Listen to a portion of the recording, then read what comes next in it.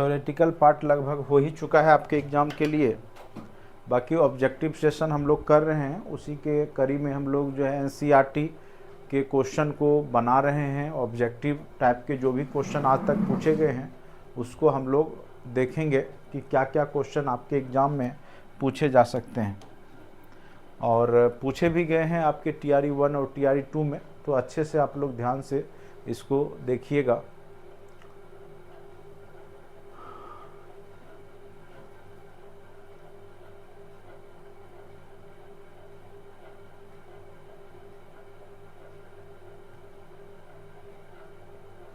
थोड़ा सा एक इमेज में आपको थोड़ा सा दिखा दूं, आप लोग को दिख रहा होगा, ठीक है।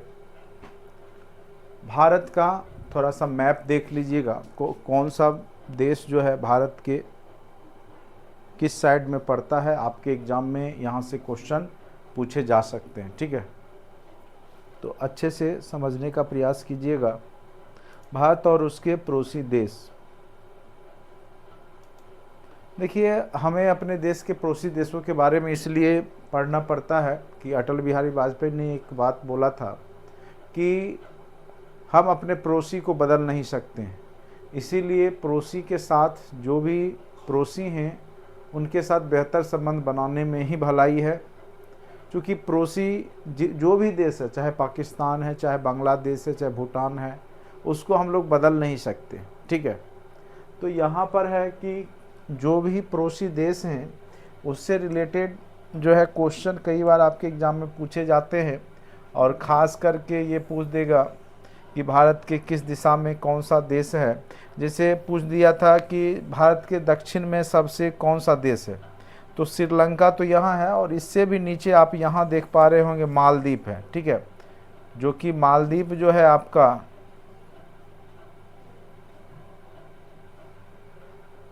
बहुत ज़्यादा हो गया, चलिए। मालदीव जो है आपको सबसे दक्षिण में दिख रहा है, यहाँ पे आपका श्रीलंका है, ठीक है। उसके बाद ये आपका पूरा बंगाल की खाड़ी है, ये आपका अंडमान निकोबार द्वीप समूह है, यहाँ पे आपका म्यांमार है जिसको हम लोग बर्मा बोलते हैं, म्यांमार, ठीक है। म्यांमार जहाँ पे आंग सान सू की अभी लड़ रही हैं वहाँ के वास्तविक लोकतंत्र के लिए, है लोकतंत्र ही, लेकिन वहाँ पे सैनिक आधिपत्य वाला लोकतंत्र है, सैनिकों की चलती है वहाँ पे। इधर आपका जो ये पूरा जो पोर्शन देख रहे हैं ये चीन है, चीन सबसे आपको दिख रहा हो उत्तर पूरब जो एरिया है यहाँ पे पूरे भारत का, वो पूरा चीन है, ठीक है। उसके बाद यहाँ पे आपको दिख रहा होगा छोटा सा देश, ये भूटान है, ठीक है। यानी देखा जाए तो सिक्किम के बगल में सिक्किम राज्य पड़ता है, और सिक्किम के कहेंगे तो यहाँ पे नीचे सिक्किम है, इसके बगल में ही भूटान है। यानी भूटान की सीमा सिक्किम, असम और अरुणाचल प्रदेश 3 राज्य से मिल रही है। तो ये भी क्वेश्चन पूछ सकता है कि भूटान की जो सीमा है भारत के किस राज्यों से मिलती है, तो असम, अरुणाचल प्रदेश और सिक्किम। सिक्किम, अरुणाचल प्रदेश और असम के बॉर्डर का है पार्ट भूटान है यहाँ पे। यहाँ पे जो ये देश दिख रहा है उत्तर प्रदेश बिहार के समानांतर उत्तरी साइड में, हिमालयन साइड में, वो आपका नेपाल है, ठीक है। उसके बाद ये आपका पता ही है राज्य में जम्मू कश्मीर है आपका, ठीक है। ये वाला एरिया POK है, पाकिस्तान ऑक्युपाइड कश्मीर कहा जाता है, ये आपका पाकिस्तान है। इसके सबसे ऊपर में अफ़गानिस्तान देश है, ठीक है, थोड़ा सा टच करता है भारत की सीमा से। यहाँ पे आपका गुजरात है, राज्य के मामले में देखा जाए तो ये आपका गुजरात राज्य है, ठीक है। कच्छ का रण गुजरात सबसे जो आपका पश्चिमी सीमा है, जो कि हमने पिछले क्लास में बताया था। इधर आपके राजस्थान है, थार मरुस्थल राजस्थान में ही है। ये आपका उत्तर प्रदेश है, और ये आपका प्यारा बिहार है यहाँ पर, ठीक है। इसके बगल में आपका झारखंड है, पूरब साइड आपका बांग्लादेश है, सॉरी पश्चिम बंगाल है, फिर पश्चिम बंगाल के इधर बांग्लादेश है, ठीक है। तो ये सब सारे जो देश हैं कौन कौन सा, एक तो चीन हो गया 1 नंबर पे, 2 नंबर पे पाकिस्तान हो गया, 3 नंबर पे बांग्लादेश हो गया, 4 नंबर पे आपका म्यांमार हो गया, 5 नंबर पे श्रीलंका हो गया, 6 नंबर पे मालदीव हो गया और एक आपका हो गया भूटान। तो ये टोटल 7 पड़ोसी देश हैं जो कि भारत के आसपास में हैं। तो यहाँ से क्वेश्चन आपके एग्जाम में पूछेगा। अभी जब हम लोग ऑब्जेक्टिव सेशन करेंगे तो इससे जुड़ा हुआ मतलब आस पास जो भी देश है उसी से जुड़े हुए क्वेश्चन आपके एग्जाम में, चूँकि पड़ोसी देशों के बारे में पढ़ना आपको एनसीईआरटी बुक में है और भारत की विदेश नीति जो है नेवर फर्स्ट वाली नीति जो है पड़ोसी पहले, ठीक है। तो यहाँ पर जो है ये सब महत्वपूर्ण हो जाता है। विदेश नीति के तहत हम लोग पढ़ते हैं आसपास के देशों के बारे में और जो कि आपके सिलेबस में है। अब हम लोग सेट 2 बनाएंगे, चूँकि हम लोगों ने सेट 1 कर लिया था पिछले क्लास में। सेट 2 जो है आपके ऑब्जेक्टिव सेशन के तहत अभी हम लोग पढ़ेंगे। बहुत ही महत्वपूर्ण सारे क्वेश्चन हैं जो कि आपके एग्ज़ाम में पूछे गए हैं और पूछे जा सकते हैं, ठीक है। तो अच्छे से समझिए और इसको जो है याद रखिएगा। एग्ज़ाम में ये जाना चाहिए जो जो क्वेश्चन है, इस तरह के क्वेश्चन आपके एग्ज़ाम में पूछे गए हैं और पूछे जाएंगे, ठीक है। सबसे पहला क्वेश्चन पे आते हैं और आप लोग भी जवाब देते चलिएगा। जो पहला क्वेश्चन है वो क्या कह रहा है, आप लोग बताइए। पहला क्वेश्चन जो कह रहा है क्या, पिछले 100 वर्षों में ग्रामीण आबादी का प्रतिशत कितना कम हुआ है, ठीक है। कितना मतलब कम होकर के हो गया है। तो ग्रामीण प्रतिशत आबादी अभी वर्तमान में पिछले 100 वर्षों में ग्रामीण आबादी का प्रतिशत कितना कम हुआ है, तो 68.8%, ठीक है। आंसर क्या हो जाएगा आपका 68.8%। नेक्स्ट क्वेश्चन पे आते हैं।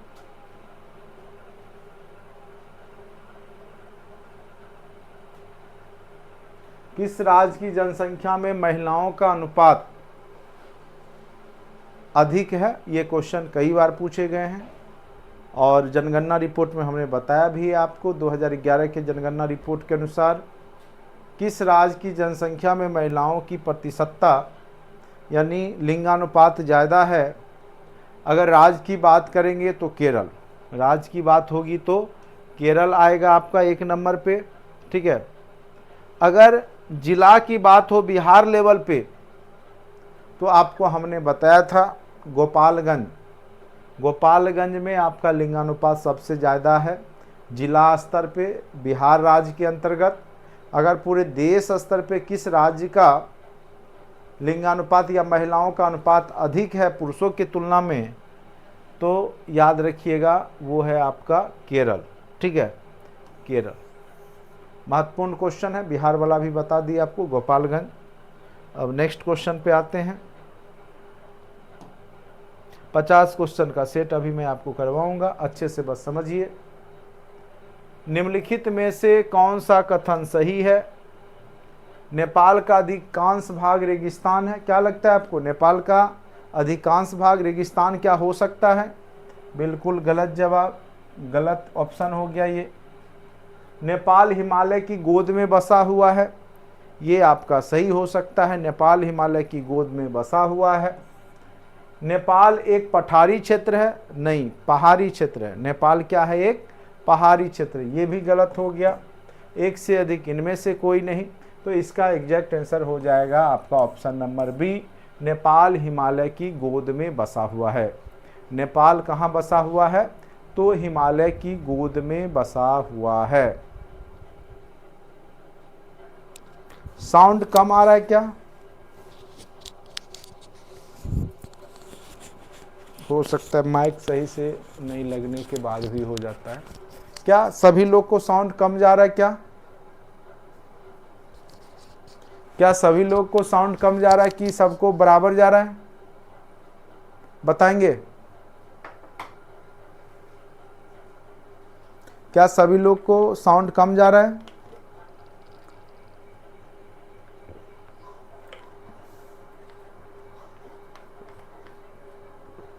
देखिए मैं चिल्ला चिल्ला के नहीं पढ़ाता हूँ, इस वजह से साउंड कम जा रहा होगा।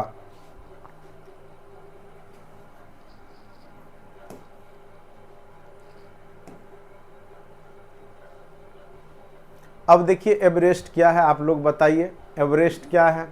नेपाल की एक नदी है, नेपाल की एक सोने की खान है, एक चोटी है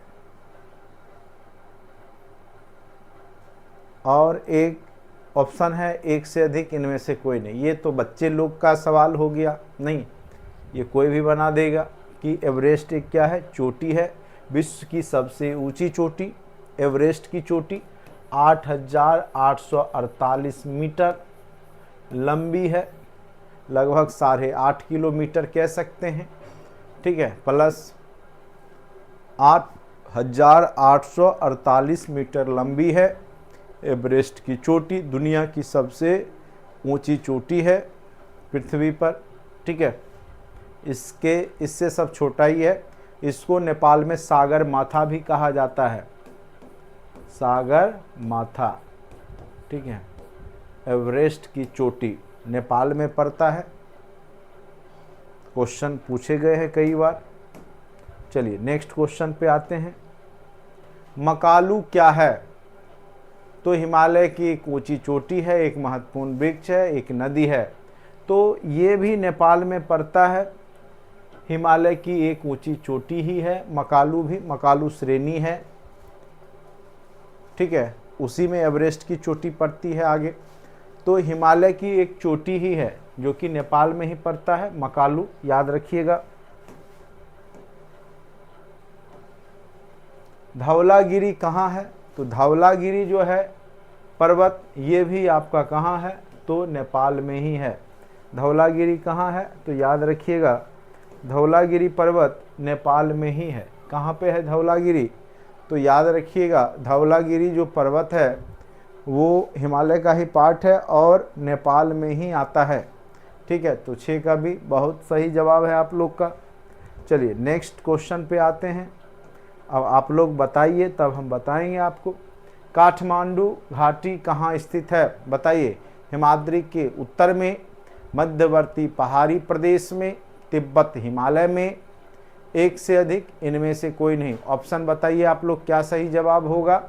काठमांडू कहाँ स्थित है? काठमांडू कहाँ स्थित है?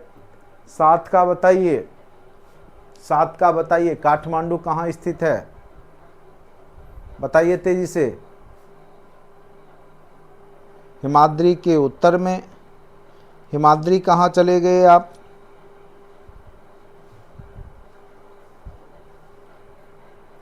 हिमाद्री के उत्तर में चले जाइएगा तब तो आपको कोई आदमी ही नहीं दिखेगा वहां।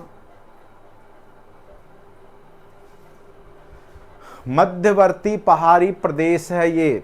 क्या हो जाएगा इसका एग्जैक्ट आंसर? मध्यवर्ती पहाड़ी प्रदेश में है।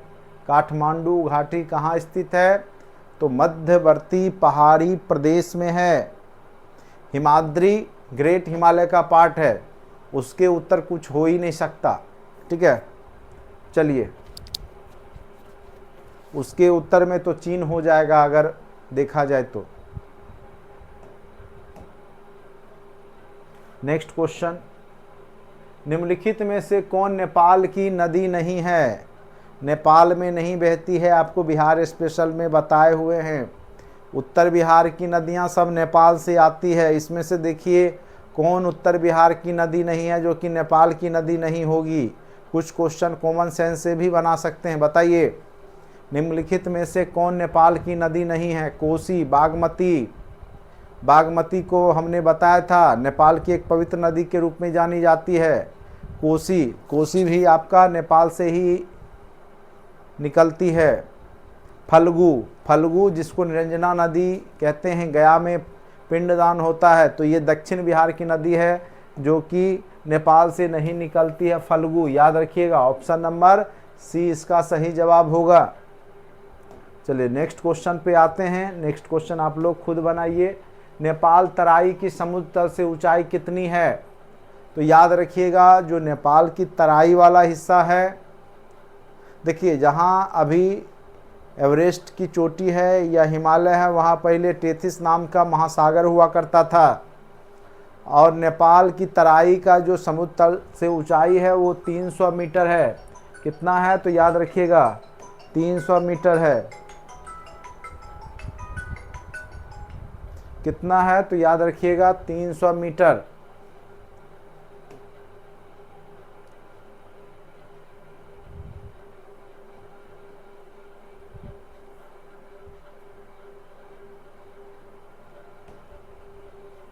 जनवरी में काठमांडू घाटी का तापमान कितना रहता है? जनवरी का मौसम तो ठंडा का मौसम होता ही है, तो तापमान जो है काठमांडू का प्रॉपर वहाँ पे 2 डिग्री सेल्सियस से 18 डिग्री सेल्सियस के बीच में रहता है, ये याद रखिएगा। जनवरी के महीना में काठमांडू का टेम्परेचर लोएस्ट 2 डिग्री तक चला जाता है और हाईएस्ट 18 डिग्री सेल्सियस तक रहता है। ऑप्शन नंबर बी इसका सही जवाब है। नेपाल की कितनी भूमि पर खेती की जाती है? एक सेकेंड रुकिए, एक कॉल बार बार आ रहा है, मैं थोड़ा रिसीव कर लेता हूँ।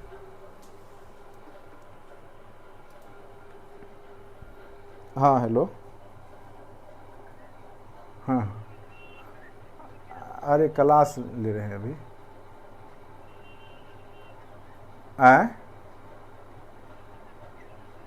कि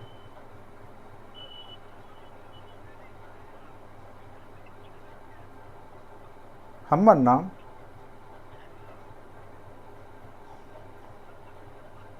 अच्छा, फिर गया में ट्रेनिंग के लिए नाम दे दिया है। वो तो क्या नाम कटवा लेंगे जाके।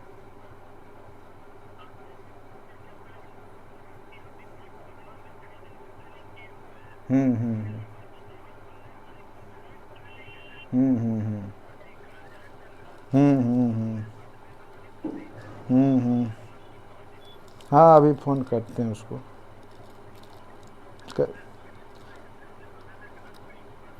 ठीक ठीक।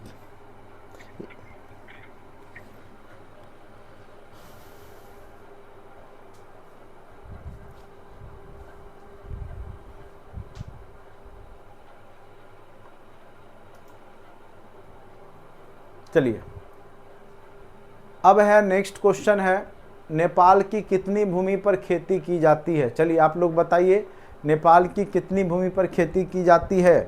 11 का ऑप्शन नंबर बी बिल्कुल सही जवाब है, 18%।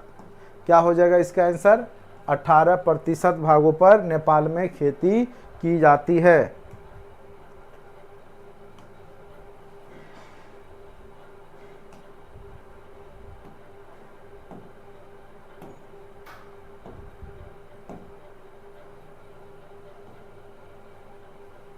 नेपाल की सबसे लंबी नदी कौन सी है? तो याद रखिएगा, नेपाल की सबसे लंबी नदी जो है वो है कर्णाली नदी।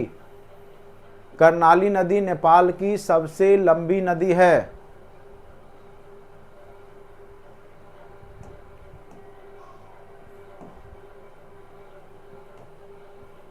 नेपाल का सबसे विकसित उद्योग कौन सा है? बताइए इसमें से क्या आंसर होगा? नेपाल का सबसे विकसित उद्योग तांबा, पर्यटन, सूती, एक से अधिक, क्या हो जाएगा? तो याद रखिएगा पर्यटन। नेपाल का सबसे महत्वपूर्ण उद्योग वहाँ का पर्यटन ही है। ठीक है, पर्यटन के रूप में ही नेपाल जाना जाता है, प्रमुख उद्योग के रूप में पर्यटन है वहाँ का। नेपाल की जनसंख्या कितनी है? बताइए, नेपाल की जनसंख्या कितनी है? क्वेश्चन नंबर 14 का आंसर क्या होगा? क्वेश्चन नंबर 14 का आंसर बताइए, कितनी है नेपाल की आबादी? कितनी हो सकती है, अंदाजा लगाइए।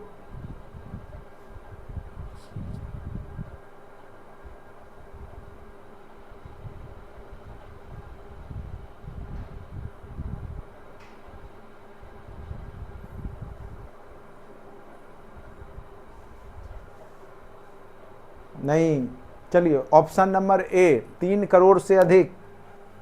3 करोड़ से अधिक इसकी आबादी है, यानी 5 करोड़ से कम ही है। 4 करोड़ और 3 करोड़, 3 करोड़ से थोड़ा ही ज़्यादा है। छोटा सा देश है और पहाड़ी देश है तो जनसंख्या उतनी ज़्यादा नहीं है, किस पड़ोसी देश के पश्चिम में सिक्किम है? अभी तुरंत हमने बताया था, सिक्किम किस पड़ोसी देश के बगल में है? पश्चिम में था। अभी तुरंत हमने बताया था, वह देश कौन सा था? तो याद रखिए, वह देश भूटान था। नेक्स्ट, भूटान की सबसे ऊंची चोटी, तो याद रखिएगा अन्नपूर्णा और कंचनजंगा तो भारत का है। भूटान का जो बच गया कूला कांगड़ी, कूला कांगड़ी जो है आपका भूटान की सबसे ऊंची चोटी है, याद रखिएगा। भूटान का कितना प्रतिशत भाग वनों से आच्छादित है? बताइए, भूटान का कितना प्रतिशत भाग वनों से आच्छादित है? क्वेश्चन नंबर 17, आंसर बताइए आप लोग, एग्जैक्ट आंसर क्या होगा?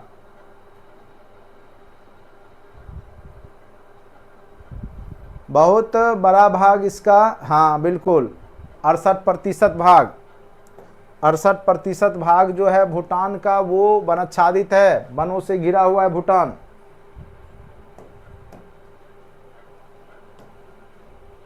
भूटान की कितनी भूमि पर कृषि की जाती है? बताइए। क्वेश्चन नंबर 18, कितने प्रतिशत भूमि पर भूटान में खेती की जाती है? तो याद रखिएगा मात्र 10%। भूटान में मात्र 10% भूमि पर ही खेती की जाती है।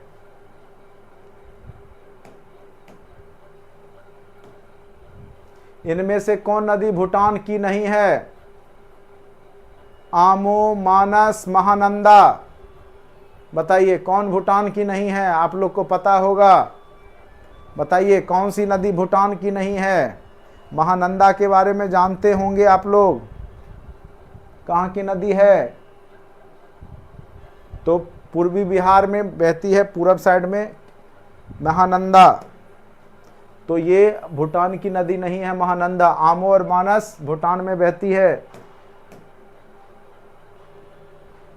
भूटान का मुख्य पशु कौन सा है? घोड़ा, याक, भैंस। बताइए प्रमुख पशु भूटान का कौन सा है? भूटानी लोग को देखते होंगे किस पशु के साथ? बिल्कुल सही जवाब है ऑप्शन नंबर बी, याक। लद्दाख में भी आपको याक मिल जाएगा, ठीक है, भारत में। और भूटान में भी भूटानी लोग का प्रमुख पशु याक ही होता है।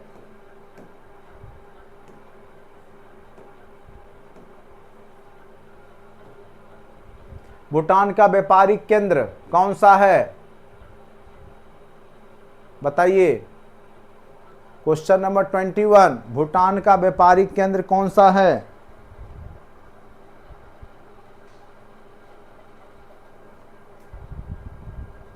तो उस जगह का नाम है फुसोलिंग, जो कि वहां का व्यापारिक केंद्र है। थिम्पू वहां की राजधानी है। इनमें से कहां जल विद्युत केंद्र स्थापित किया गया है?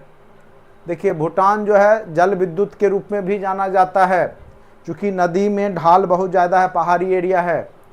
तो यहाँ पे चूखा में जल विद्युत केंद्र स्थापना किया गया है, उस जगह का नाम है चूखा। देखिए इसीलिए मैं ये बता रहा हूँ कि आपके एनसीईआरटी 9th-10th के सिलेबस में ये सब क्वेश्चन है। इनमें से कौन कथन सही है? भूटान में यातायात की कठिनाइयां हैं, बिल्कुल सही होगी, क्योंकि पहाड़ी दुर्गम जंगली एरिया है, तो स्वाभाविक सी बात है यातायात की कठिनाई होगी। भूटान प्रजातांत्रिक देश है, ये भी सही है। भूटान की नदियों की धारा बहुत तेज है, अभी तुरंत हमने बताया, ये भी सही है। यानी इसका आंसर 1 से अधिक हो जाएगा। ऑप्शन नंबर डी, 23 का ऑप्शन नंबर डी हो जाएगा 1 से अधिक।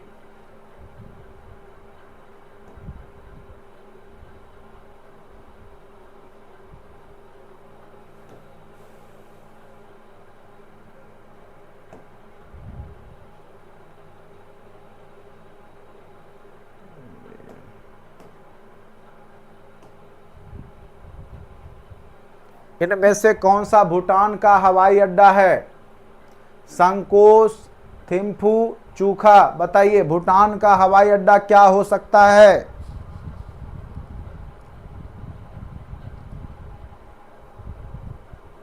वहाँ का कैपिटल ही हो सकता है। Option number B, Thimphu.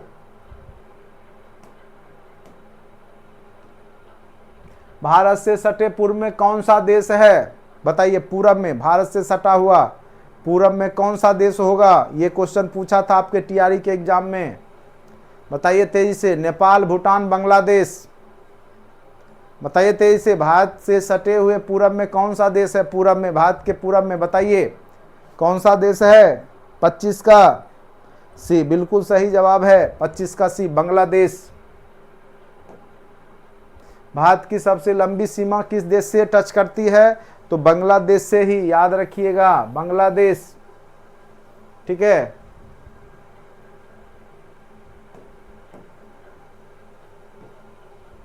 Bangladesh का क्षेत्रफल कितना वर्ग किलोमीटर है? लगभग 2.5 लाख, 1,44,000, लगभग 3 लाख। क्या होगा एग्जैक्ट आंसर बताइए, कितना लाख वर्ग किलोमीटर है?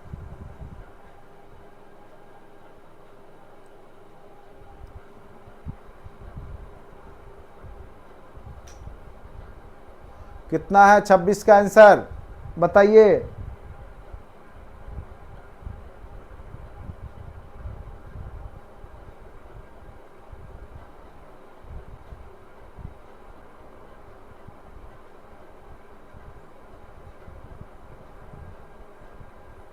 छब्बीस का बताइए आंसर क्या होगा? बी, लगभग 2.5 लाख।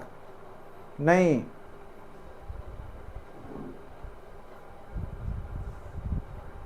बिल्कुल सही, ऑप्शन नंबर सी, 1,44,000 वर्ग किलोमीटर में फैला हुआ है। 1,44,000 वर्ग किलोमीटर।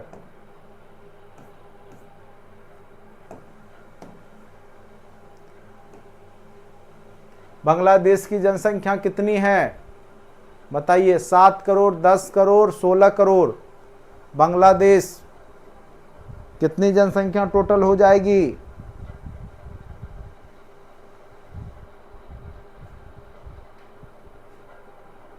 तो 16 करोड़। बिहार से, बिहार की आबादी 10.5 करोड़ है और बांग्लादेश की आबादी कितनी है? तो 16 करोड़ है। ठीक है, बहुत घनी आबादी वाला देश है बांग्लादेश। जनसंख्या घनत्व में देश के मामले में भारत से भी ज़्यादा जनसंख्या घनत्व है यहाँ।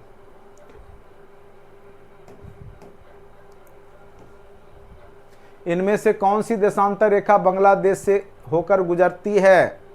अंदाजा लगाइए। 70 degree east, 82 degree east, 90 degree east. कौन सा देशांतर रेखा? चूंकि 85 डिग्री आपका देशांतर रेखा जो है भारत से होकर के गुजरती है, जिससे कि समय निर्धारण होता है। बांग्लादेश से कौन सा देशांतर रेखा गुजरेगा? 82.5 डिग्री भारत से, 82.5 डिग्री भारत से, और बांग्लादेश से 90 डिग्री ईस्ट, 90 डिग्री ईस्ट। ठीक है, देशांतर रेखा, समय निर्धारण रेखा होता है, देशांतर रेखा, उसी से समय का निर्धारण होता है। ये सब पढ़ाया हुआ है। अब बताइए, बांग्लादेश की जनसंख्या घनत्व है, अभी तुरंत हमने बताया 1000 प्लस है, कितना हो जाएगा बताइए? Question number 29।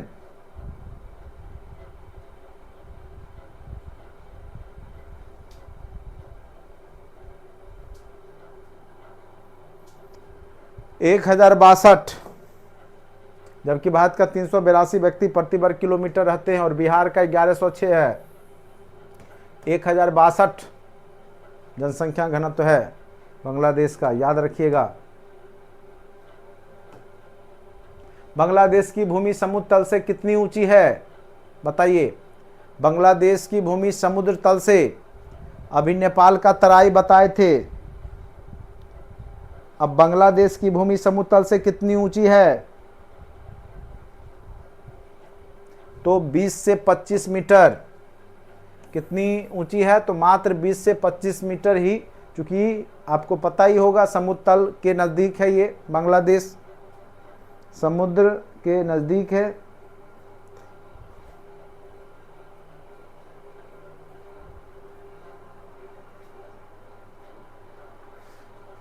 तीस का बी 100 से 150 मीटर।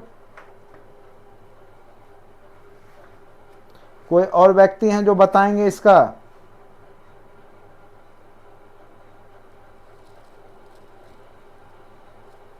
बीस से 25 मीटर होगा, 20 से 25 मीटर।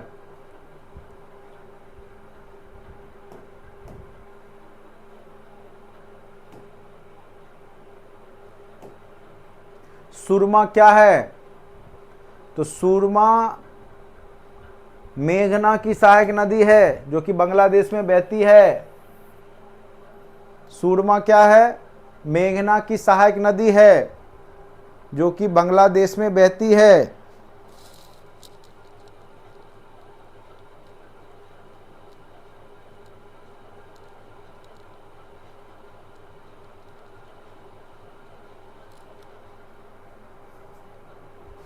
ठीक है, नेक्स्ट क्वेश्चन आते हैं।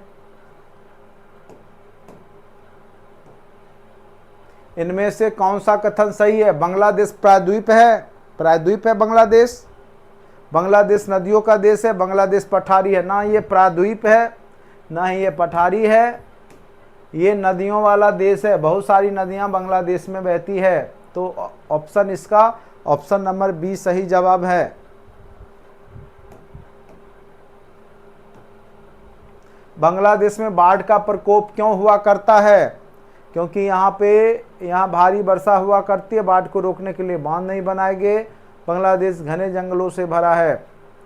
सबसे महत्वपूर्ण इसका आंसर हो जाएगा, यहाँ भारी वर्षा हुआ करती है। चूंकि बंगाल के खाड़ी के नज़दीक पड़ता है तो वर्षा भारी होती है यहाँ पे, इसीलिए यहाँ पे बाढ़ का प्रकोप होता है बांग्लादेश में।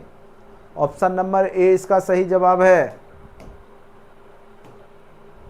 बांग्लादेश में जूट की खेती के लिए कौन सा क्षेत्र प्रसिद्ध है? तो ये पूछा हुआ क्वेश्चन है।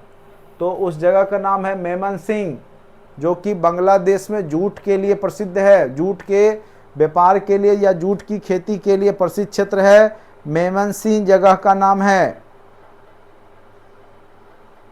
उम्मीद करते हैं कि बांग्लादेश तक आप लोग अच्छे से समझ गए होंगे। अब जो क्वेश्चन आएगा वो श्रीलंका से रिलेटेड आएगा।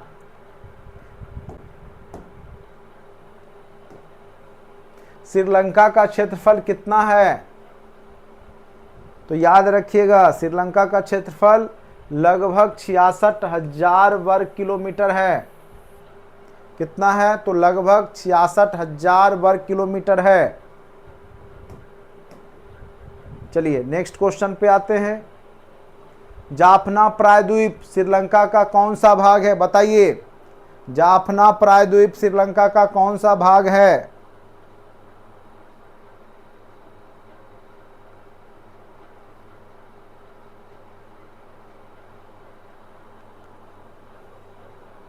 तो उत्तरी। जाफना प्रायद्वीप श्रीलंका का कौन सा भाग है? तो याद रखिएगा उत्तरी भाग है। जाफना द्वीप प्रायद्वीप श्रीलंका का उत्तरी भाग है।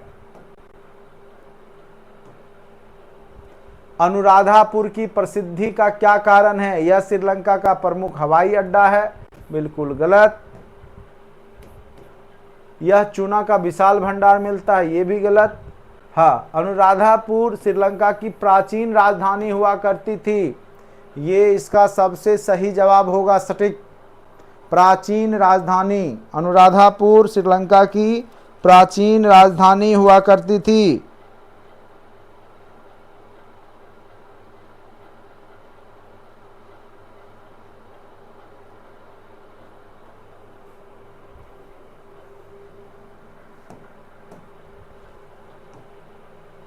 भारत के दक्षिणी पड़ोसी देश का नाम श्रीलंका कब पड़ा?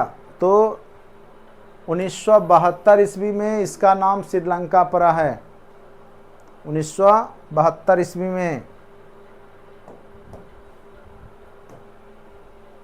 इनमें से कौन सा कथन सही है? श्रीलंका का आधा भाग पठार है। श्रीलंका में कोई पहाड़ चोटी नहीं है। श्रीलंका की भूमि समतल है। बताइए श्रीलंका का क्या है, पठारी, पहाड़ी या समतल मैदान? श्रीलंका का जो भूमि है किस प्रकार का है?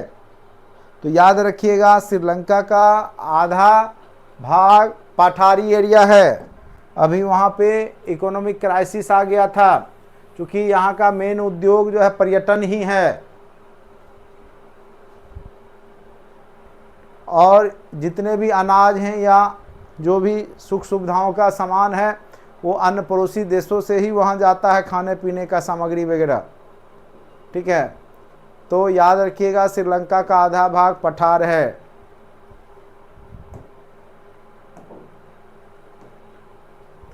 श्रीलंका विषुवत रेखा से कितनी दूरी पर स्थित है? बताइए, ये क्वेश्चन अंदाजा लगाइए। 5 डिग्री उत्तर। भारत आपको पता होगा, हमने बताया था 6 डिग्री 4 मिनट से स्टार्ट हो जाता है, जो कि इंदिरा पॉइंट जिसको बोलते हैं अंडमान निकोबार से।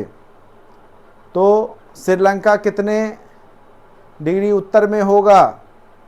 अंदाजा लगाइए। बिल्कुल सही नहीं, गलत है, बी होगा 5 डिग्री उत्तर। क्या हो जाएगा? 5 डिग्री उत्तर।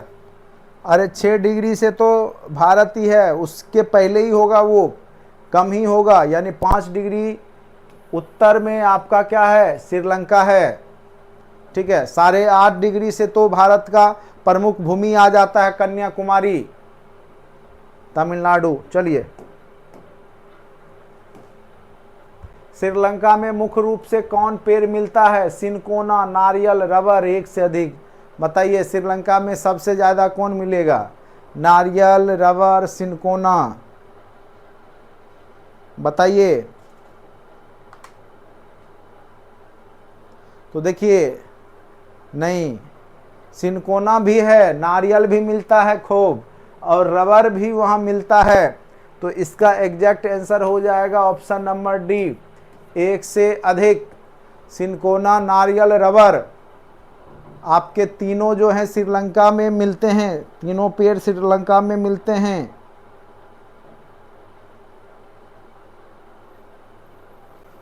चलिए नेक्स्ट क्वेश्चन पे आते हैं।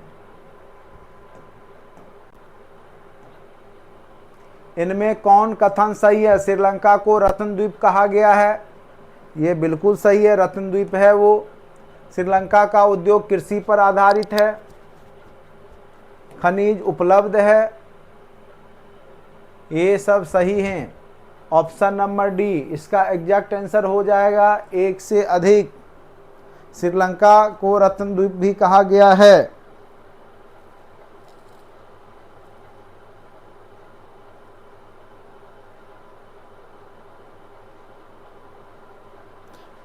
नेक्स्ट,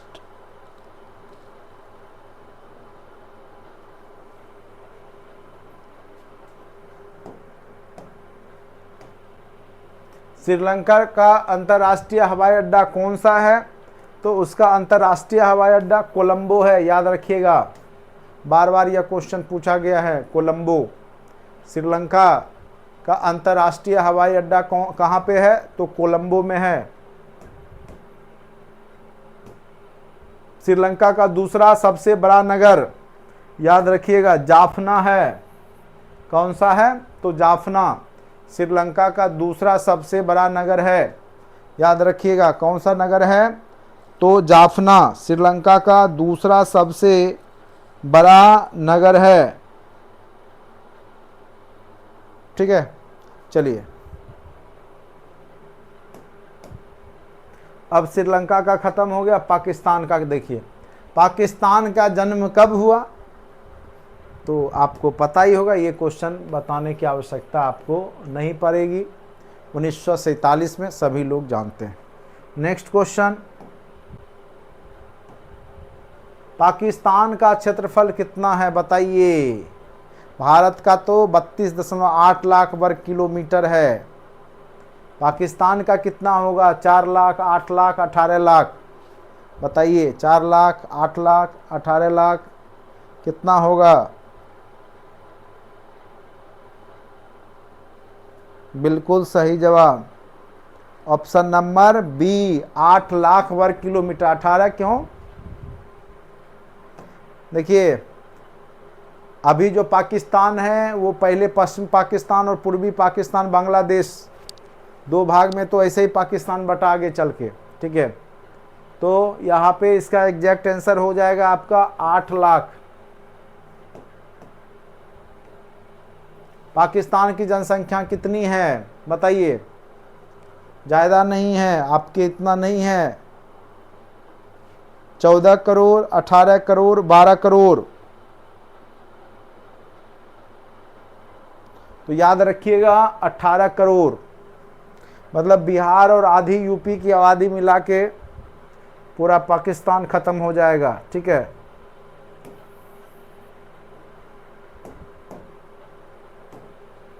पाकिस्तान में प्रति वर्ग किलोमीटर में कितने व्यक्ति रहते हैं? तो आबादी ज़्यादा नहीं है पाकिस्तान की, तो याद रखिए 227 व्यक्ति प्रति वर्ग किलोमीटर ही रहते हैं पाकिस्तान में। पाकिस्तान में प्रति वर्ग किलोमीटर कितने व्यक्ति रहते हैं? तो याद रखिएगा 227 व्यक्ति प्रति वर्ग किलोमीटर।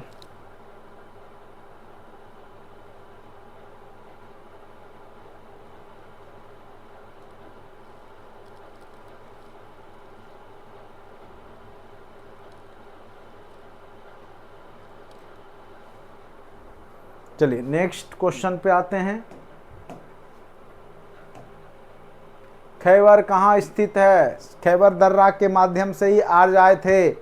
वैदिक सभ्यता में हमने आपको बताया था। सिंधु घाटी के किनारे, पाकिस्तान के उत्तर पश्चिम में, बलूचिस्तान में। बताइए कहाँ पे स्थित है? तो याद रखिएगा पाकिस्तान के उत्तर पश्चिम में खैबर दर्रा है, वहीं से आज लोग मध्य एशिया से आए थे। खैबर दर्रा कहाँ है? तो याद रखिएगा पाकिस्तान के उत्तर पश्चिम में। कहाँ पे है? तो पाकिस्तान के उत्तर पश्चिम में है आपका खैबर दर्रा।